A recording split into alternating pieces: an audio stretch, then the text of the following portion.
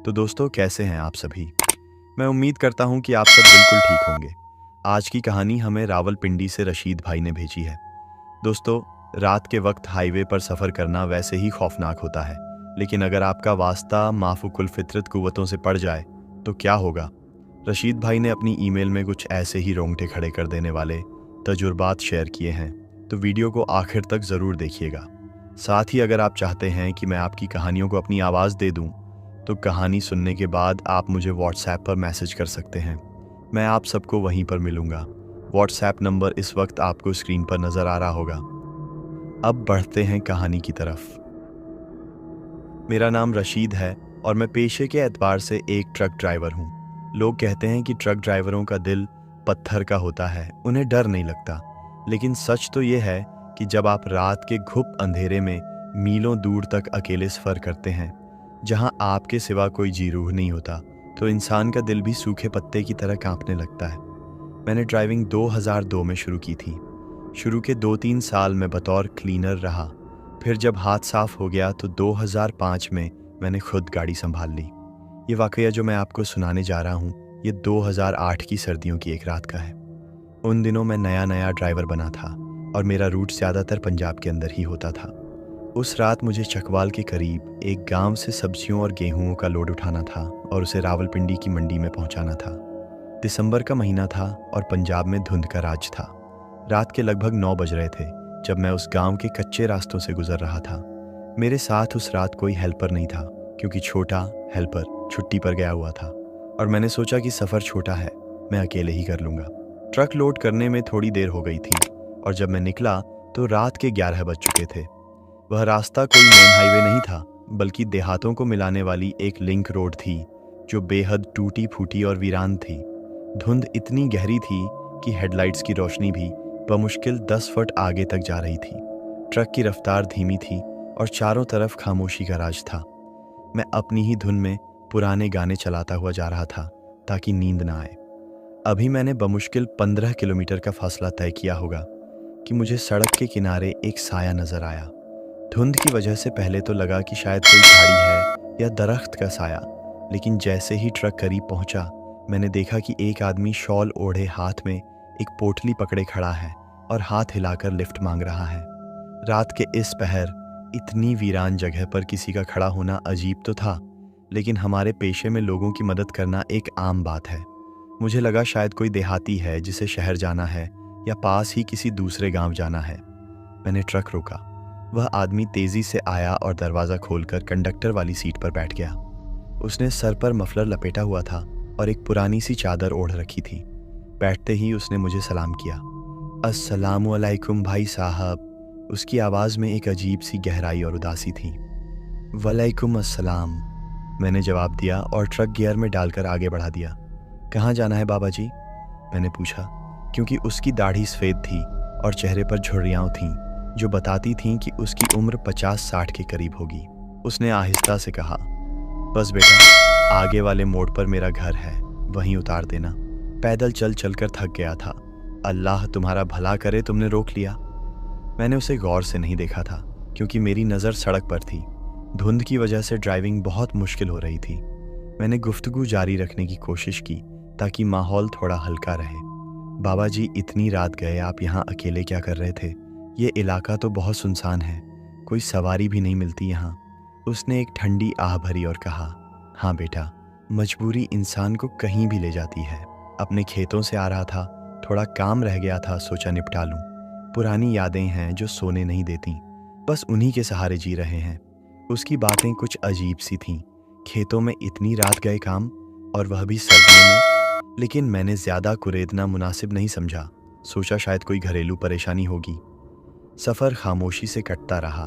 बीच बीच में मैं उसकी तरफ देख लेता। वह बिल्कुल साखित बैठा था। उसकी नज़रें सामने विंड स्क्रीन पर जमी थीं और वह कभी कभी अपनी आंखों को ऐसे साफ करता जैसे रो रहा हो। मैंने हमदर्दी से पूछा, बाबा जी, आप कुछ परेशान लग रहे हैं, खैरियत तो है? उसने मेरी तरफ देखा। उसकी आंखें बहुत लाल थीं, जैसे कई रातों से सोया ना हो। उसने कहा, नहीं बेटा, बस कुछ अपनों की याद सताती है।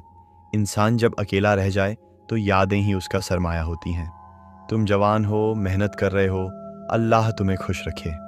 उसके लहजे में इतना दर्द था कि मेरा दिल भी उदास हो गया। लगभग 20 मिनट के सफ़र के बाद एक जगह आई जहां पुराने बरगद के दरख्तों का एक झुंड था। वहां आसपास कोई आबादी नहीं थी, सिर्फ घना अंधेरा और धुंध थी। बस बेटा, मुझे यहीं रोक दो, उसने अचानक कहा। मैं हैरान हुआ। यहाँ? बाबा जी, यहाँ तो कोई घर नहीं है, ये तो बिल्कुल वीराना है। आप आगे चलें, मैं गांव तक छोड़ देता हूँ। नहीं नहीं, मेरा ठिकाना यहीं है, तुम रोक दो, उसने जिद की। मैंने मजबूरन ब्रेक लगाई। ट्रक रुकते ही वह नीचे उतरा। उतरने के बाद उसने अपनी चादर के अंदर से एक शॉपर निकाला और मेरी तरफ बढ़ाया। ये लो बेटा, ये मेरे बाग के माल्टे हैं, तुमने मेरी मदद की, ये मेरी तरफ से तोहफा समझ कर रख लो। मैंने बहुत इनकार किया कि नहीं बाबा जी, इसकी ज़रूरत नहीं, लेकिन उसने ज़बरदस्ती वह शॉपर मेरी सीट पर रख दिया। रख लो बेटा, इनकार मत करो, मुझे खुशी होगी।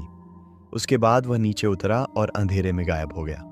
मैंने शीशे से देखने की कोशिश की कि वह कहाँ गया, लेकिन धुंध ने उसे निगल लिया था। मुझे बहुत अजीब लगा कि वह इस वीराने में कहाँ गया होगा। शायद दरख्तों के पीछे कोई कच्चा घर हो जो मुझे नज़र नहीं आया। खैर, मैंने ट्रक आगे बढ़ाया और अपनी मंजिल की तरफ चल पड़ा। उस रात मैंने मंडी में माल उतारा और अगले दिन वापस इसी रास्ते से गुजरा। दिन का वक्त था, धुंध छट चुकी थी। जब मैं उसी जगह पहुंचा जहां मैंने उस बाबा जी को उतारा था, तो मेरे रोंगटे खड़े हो गए। रात के अंधेरे में मुझे पता नहीं चला था, लेकिन दिन की रोशनी में साफ नजर आ रहा था कि वह बरगद के दरख्तों का झुंड दरअसल एक बहुत पुराना और वीरान कब्रिस्तान था। वहाँ कोई घर नहीं था, कोई आबादी नहीं थी, सिर्फ टूटी फूटी कब्रें और झाड़ियाँ थीं। मेरे दिमाग में धमाका हुआ। वो बाबा जी, उन्होंने कहा था मेरा ठिकाना यहीं है। मेरा दिल ज़ोर ज़ोर से धड़कने लगा। मैंने ट्रक रोका और नीचे उतरकर एक राहगीर से पूछा जो साइकिल पर जा रहा था, भाई साहब, ये कौन सा गांव है और यहाँ कोई बाबा जी रहते हैं, सफ़ेद दाढ़ी वाले? उस राहगीर ने अजीब नज़रों से मुझे देखा और बोला, भाई, ये तो पुराना कब्रिस्तान है, यहाँ कोई जिंदा इंसान नहीं रहता। हाँ, पास के गांव में एक फजल दीन नाम का बाबा होता था। उसके अपने बागात थे, लेकिन उसका इंतकाल तो 2 साल पहले हो चुका है। वह इसी कब्रिस्तान में दफन है। मेरे पैरों तले से ज़मीन निकल गई। मैं भागकर वापस ट्रक में बैठा। मेरी नज़र साथ वाली सीट पर पड़े उस थैले पर पड़ी जो उसने मुझे दिया था। मैंने कांपते हाथों से वह थैला खोला। उसमें वाकई माल्टे थे, बिल्कुल ताज़ा और रसीले। लेकिन खौफ के मारे मेरी हिम्मत नहीं हुई कि मैं उन्हें हाथ भी लगाऊं। मैंने वो शापर सड़क के किनारे रख दिया और जितनी तेज़ी से हो सके ट्रक भगाकर वहां से निकल गया। कई दिनों तक मुझे बुखार रहा। मुझे यकीन नहीं आ रहा था कि मैंने एक मरे हुए इंसान के साथ सफ़र किया था, उससे बातें की थीं और उसने मुझे तोहफा भी दिया था। ये मेरी ज़िंदगी का पहला माफूकुल फितरत तजुर्बा था, लेकिन बदकिस्मती से आखिरी नहीं था। इस वाक़ये के बाद मैंने रात के वक्त अनजान लोगों को लिफ्ट देना छोड़ दिया। मुझे लगा कि शायद यह मेरा वहम था या कोई इत्तेफाक, लेकिन 1.5 साल बाद जो मेरे साथ हुआ, उसने मेरे रहे सहे होश भी उड़ा दिए। पहले वाक़ये को गुजरे हुए करीबन 1.5 साल हो चुका था। मैं अब इस खौफ से थोड़ा बाहर आ चुका था और मामूल के मुताबिक अपनी ड्यूटी कर रहा था। अब मेरे पास अपना ट्रक नहीं था, बल्कि मैं एक ट्रांसपोर्ट कंपनी के लिए काम करता था, जो बड़े बंद कंटेनर्स में कीमती सामान एक शहर से दूसरे शहर मुंतकिल करती थी। ये 2010 के मुद्दत की बात है। मुझे ऑर्डर मिला कि इस्लामाबाद के एक पोश सेक्टर से एक रिटायर्ड सरकारी अफसर का घरेलू सामान लोड करना है और उसे लाहौर डिफेंस DHA पहुंचना है। यह एक फुल हाउस मूविंग का काम था। सामान बहुत ज़्यादा था, भारी फर्नीचर, बेड, सोफ़े, अलमारियाँ और बहुत से कार्टन्स। मैं दोपहर को वहाँ पहुँचा। मज़दूरों ने सामान लोड करना शुरू किया। वह घराना काफ़ी अमीर था और उनका सामान बहुत नफीस और कीमती था, ख़ास तौर पर लकड़ी का पुराना फर्नीचर जो बहुत भारी था। लोडिंग के दौरान एक चीज़ ने मेरी तवज्जो खींची। एक पुरानी आराम कुर्सी, रॉकिंग चेयर थी, बहुत ही खूबसूरत और कदीम तर्ज की। घर के मालिक, जिनका नाम आरिफ साहब था, वह बार बार मज़दूरों को हिदायत कर रहे थे कि इस कुर्सी को ध्यान से रखना, इस पर खराश नहीं आनी चाहिए, इसे सबसे आखिर में और महफूज जगह पर रखना। खैर, शाम तक सारा सामान लोड हो गया। कंटेनर पूरा भर चुका था। हमने कुर्सी को बिल्कुल पीछे दरवाजे के करीब रखा और उसे रस्सियों से अच्छी तरह बांध दिया ताकि वह हिले ना। कंटेनर का भारी लोहे का दरवाज़ा बंद किया और मैंने अपने हाथों से इस पर बड़ा सा ताला लगा दिया। चाबी अपनी जेब में डाली और आरिफ साहब से इजाज़त लेकर निकला। आरिफ साहब अपनी कार में फैमिली के साथ पहले ही निकल चुके थे। मुझे बस सामान वहाँ पहुँचाना था। मैं इस्लामाबाद से निकला और जीटी रोड पर आ गया। रात के 10 बज रहे थे। मेरा इरादा था कि सोहावा या झेलम के पास कहीं रुककर चाय पीऊँगा और फिर सीधा लाहौर। ट्रक बहुत वज़नी था, इसलिए रफ्तार धीमी थी। करीबन 1 घंटे के बाद जब मैं रावत से आगे निकल चुका था और सड़क थोड़ी हमवार थी, मुझे पीछे कंटेनर से एक आवाज़ आई, ठक ठक। मैं चौंक गया। ये आवाज़ ऐसी थी जैसे कोई लकड़ी पर लकड़ी मार रहा हो। मुझे लगा कि शायद सामान सही से बंधा नहीं है और कोई चीज़ गिर गई है या टकरा रही है। मैंने नज़रअंदाज किया और गाड़ी चलाता रहा। थोड़ी देर बाद आवाज़ दोबारा आई, लेकिन इस बार तेज़ थी, ठक ठक। अब मुझे तशवीश हुई। अगर कोई कीमती फर्नीचर टूट गया तो मेरी जिम्मेदारी होगी और मुझे नुकसान भरना पड़ेगा। मैंने गाड़ी एक सुनसान जगह पर सड़क किनारे रोकी। नीचे उतरकर मैं कंटेनर के पीछे गया। ताला वैसे ही लगा हुआ था। मैंने ताला खोला और भारी दरवाज़ा एक तरफ हटाया। अंदर अंधेरा था। मैंने अपनी टॉर्च चलाई और अंदर रोशनी डाली। मेरा दिल उछलकर हलक में आ गया। सामान बिल्कुल अपनी जगह पर था। रस्सियाँ भी कसकर बंधी हुई थीं, लेकिन वह आराम कुर्सी जिसे हमने रस्सियों से बांध कर रखा था, उसकी रस्सी खुली हुई थी और उस कुर्सी पर एक बूढ़ा आदमी बैठा हुआ था। मैं अपनी आंखों पर यकीन नहीं कर पा रहा था। सफ़ेद शलवार कमीज, सर पर टोपी और हाथ में एक छड़ी। वह बड़े सुकून से उस हिलने वाली कुर्सी पर बैठा था। हालांकि ट्रक चलते हुए झटके खाता है, लेकिन वह ऐसे बैठा था जैसे अपने ड्राइंग रूम में हो। मेरे मुंह से बेइख्तियार निकला, ओए, तुम कौन हो और अंदर कैसे घुसे? मेरा पहला ख्याल यही था कि यह कोई चोर है जो लोडिंग के वक्त छुप गया होगा। मैंने गुस्से और डर के मिले जुले जज्बात में कहा, बाबा जी, बाहर निकलो, वरना मैं पुलिस को बुला लूँगा। मैंने बाहर से ताला लगाया था, तुम अंदर कैसे आए? उस बूढ़े ने धीरे से मेरी तरफ देखा। उसके चेहरे पर एक अजीब सा सुकून था, चोरों वाला डर नहीं। उसने नरम लहजे में कहा, बेटा शोर मत मचाओ, मैं चोर नहीं हूँ, मैं तो बस अपने सामान का ध्यान रख रहा हूँ। ये कुर्सी मेरी है, मजदूर लापरवाह होते हैं, कहीं तोड़ न दें, इसलिए मैं यहीं बैठ गया। मैं हक्का बक्का रह गया। लेकिन बाबा जी, मैंने खुद ताला लगाया था। आप लोडिंग के वक्त तो यहाँ नहीं थे और अब गाड़ी चलानी है, यहाँ दम घुट जाएगा आपका। बाहर निकले, मैं आपको आगे केबिन में बिठा लेता हूँ। उसने इनकार में सर हिलाया। नहीं पुत्र, मुझे यहीं सुकून है। तुम बस गाड़ी ध्यान से चलाओ, ज़्यादा झटके मत देना। मेरी कुर्सी को कुछ नहीं होना चाहिए। जाओ, अपना काम करो। उसके लहजे में ऐसा हुक्म था कि मैं कुछ बोल न सका, लेकिन यह नामुमकिन था। एक बंदा बंद कंटेनर में कैसे आ सकता है? और अगर वह इंसान है तो उसे ऑक्सीजन की कमी क्यों नहीं हो रही? मैंने बहुत कोशिश की कि उसे बाहर निकालूं, उसका हाथ पकड़ने के लिए आगे बढ़ा, लेकिन जैसे ही मैं कंटेनर के अंदर दाखिल होने लगा, एक शदीद सर्द हवा का झोंका मेरे चेहरे से टकराया। हालांकि गर्मियों की रात थी। खौफ की एक लहर मेरी रीढ़ की हड्डी में दौड़ गई। मुझे समझ आ गया कि यह कोई आम इंसान नहीं है। मेरा जिस्म सुन्न होने लगा।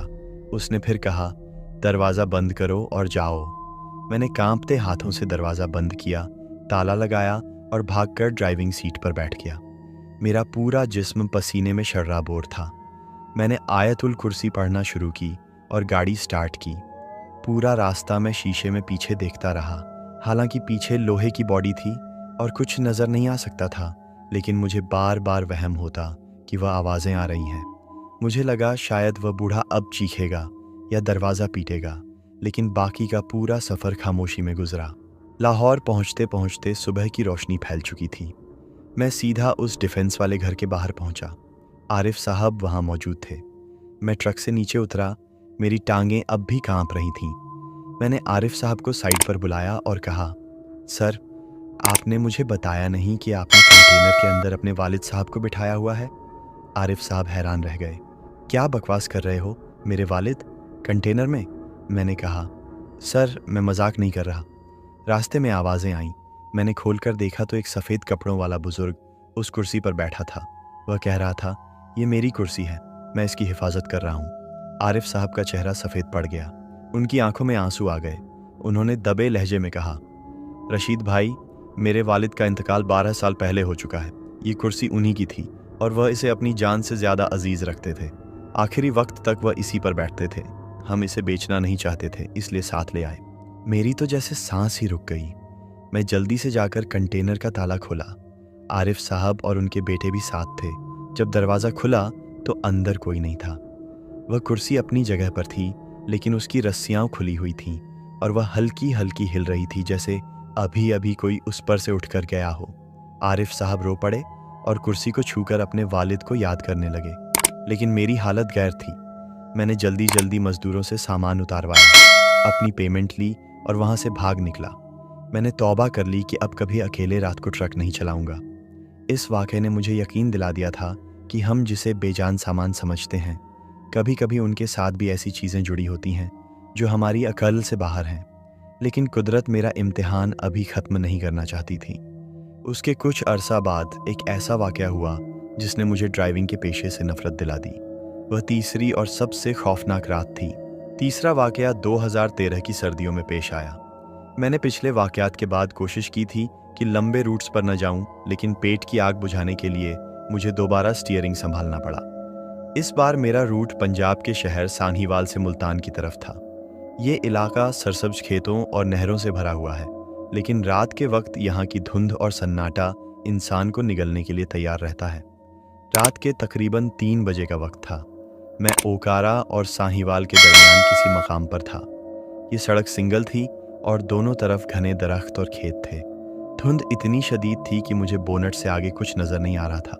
मैं ट्रक को बहुत आहिस्ता, तकरीबन 20 या 30 की स्पीड पर चला रहा था। मेरी आंखें सड़क पर जमी हुई थीं ताकि कोई गधा या साइकिल वाला सामने ना आ जाए। अचानक ट्रक की हेडलाइट्स की मध्यम रोशनी में मुझे सड़क के बाईं जानिब कोई चलता हुआ दिखाई दिया। जैसे जैसे ट्रक करीब पहुंचा, मैंने देखा कि वो एक औरत थी। उसने सफ़ेद शलवार कमीज पहन रखी थी और उसके बाल खुले हुए थे जो उसकी कमर तक आ रहे थे। वो सड़क के किनारे किनारे खेतों की तरफ मुंह किए आहिस्ता आहिस्ता चल रही थी। मेरे जहन में वही पुराने खौफ जाग उठे। इतनी रात गए, वीराने में एक अकेली औरत। ड्राइवर्स में मशहूर है कि ऐसे मौके पर कभी गाड़ी नहीं रोकनी चाहिए। मैंने दिल कड़ा किया, आयत करीमा का विर्द शुरू किया और गाड़ी की रफ्तार ज़रा सी बढ़ाकर उसके पास से गुजर गया। गुजरते वक्त मैंने शीशे में नहीं देखा, मैं बस आगे निकलना चाहता था।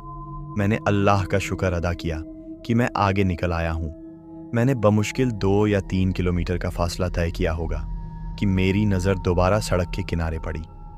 मेरे हाथ स्टीयरिंग पर जम गए। वही औरत, वही सफ़ेद लिबास, वही खुले बाल, वही चलने का अंदाज। वो दोबारा मेरे ट्रक के आगे सड़क के बाएं जानिब चल रही थी। ये कैसे मुमकिन था? मैंने उसे पीछे छोड़ दिया था और मेरा ट्रक 30 से 40 की स्पीड पर था, जबकि वो पैदल थी। वो मुझसे आगे कैसे निकल गई? मेरा दिमाग चकराने लगा। क्या ये कोई और औरत है या मेरा वहम है? मैंने खुद को समझाया कि शायद 2 अलग औरतें होंगी। गांव की औरतें होंगी जो सुबह सवेरे खेतों में काम के लिए निकली हैं। मैंने फिर हिम्मत की और ट्रक उसके पास से गुजार लिया। इस बार मैंने कनखियों से उसकी तरफ देखा। उसका चेहरा दूसरी तरफ था, लेकिन उसके चलने में एक अजीब सी रवानी थी, जैसे उसके पांव ज़मीन पर नहीं लग रहे बल्कि वो हवा में तैर रही है। मेरा दिल ज़ोर ज़ोर से धड़क रहा था। मैंने ट्रक की स्पीड और बढ़ा दी। या अल्लाह रहम कर, या अल्लाह रहम कर, मैं मुसलसल बोल रहा था। अभी 5 मिनट भी नहीं गुजरे थे कि वो फिर सामने थी। इस बार वो सड़क के बिल्कुल किनारे नहीं, बल्कि सड़क के थोड़ा ऊपर चढ़कर चल रही थी। वही हुलिया। अब मुझे यकीन हो गया था कि ये कोई इंसान नहीं है, ये कोई बला है, कोई छलावा है जो मेरे साथ खेल रहा है। मेरे जिस्म से ठंडे पसीने छूटने लगे। मैंने हॉर्न बजाया, लाइट्स टिपर कीं, लेकिन उस पर कोई असर नहीं हुआ। मैंने चीख कर कहा, या अल्लाह, ये क्या मुसीबत है? मैं कांपते हुए उसके पास से तीसरी बार गुजरा और फिर ये सिलसिला शुरू हो गया। हर थोड़ी देर बाद, हर चंद किलोमीटर के बाद वो मुझे नजर आती, कभी दाईं तरफ, कभी बाईं तरफ। ऐसा लग रहा था जैसे मैं एक ही दायरे में घूम रहा हूँ, हालांकि मैं सीधा जा रहा था। मैंने उसे 15 से 16 बार देखा। हर बार वो मेरे ट्रक के आगे होती। मेरा दिमाग अब माउफ हो चुका था। मुझे लग रहा था कि मैं पागल हो जाऊंगा।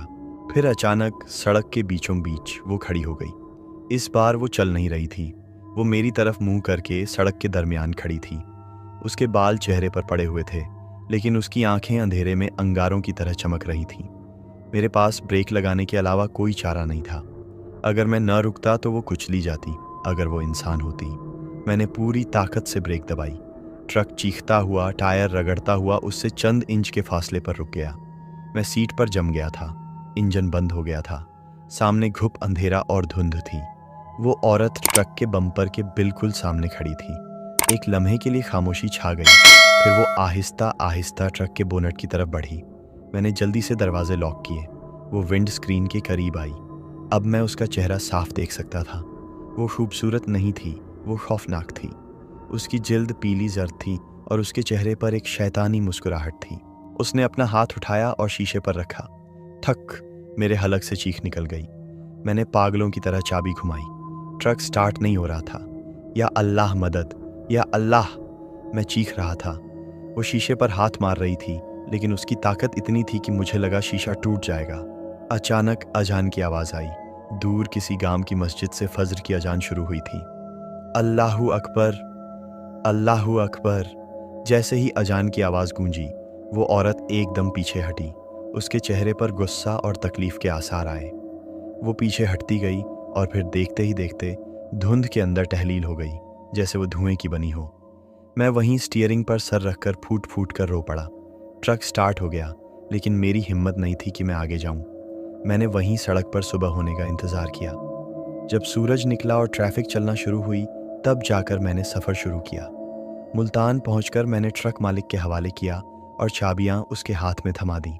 मैंने कहा, सेठ साहब, गाड़ी रख लें, मुझे मेरी जान ज़्यादा प्यारी है। इस वाक़ये के बाद मैंने ट्रक चलाना छोड़ दिया। आज मैं एक छोटी सी परचून की दुकान चलाता हूँ और रात को घर से बाहर निकलने से भी डरता हूँ। लोग पूछते हैं कि मैंने इतनी अच्छी कमाई वाला काम क्यों छोड़ा। मैं बस मुस्कुरा देता हूँ। उन्हें क्या मालूम कि उस रात साहीवाल की सड़क पर उस धुंध में मैंने मौत को अपनी आंखों में आंखें डालते हुए देखा था।